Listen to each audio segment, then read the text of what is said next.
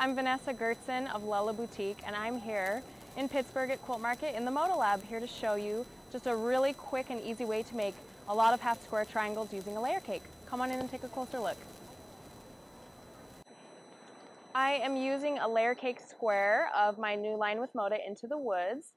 And now for this project, I'm using 2 of my layer cake squares from the line. You could also use 1 layer cake square mixed with like a Bella solid layer cake square.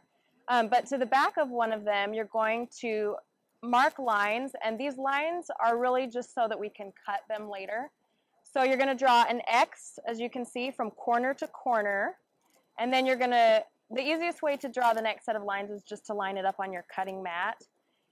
You're just going to subdivide the layer cake square into 5-inch squares. So as you can see, 5 inches in on both sides, I've got them to divide that into 4 equal pieces. So once you've done that, you're going to sew only along the X here, and you're going to sew 1/4 inch away from the drawn line on both sides.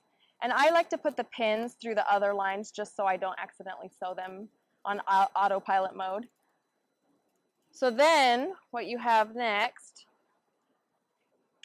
you're going to cut along those lines like I showed you. And then basically you'll be able to take them apart and you'll have your half square triangles. And I've already trimmed mine down. They'll end up being about 4 5/8 inch, somewhere close to that. So I like to just round it down about 1/8 of an inch just to make sure that they're all the same size. So I've already trimmed these down to 4 1/2 inch squares, and there are 8 of them. And so it's a really quick way to just create half square triangles.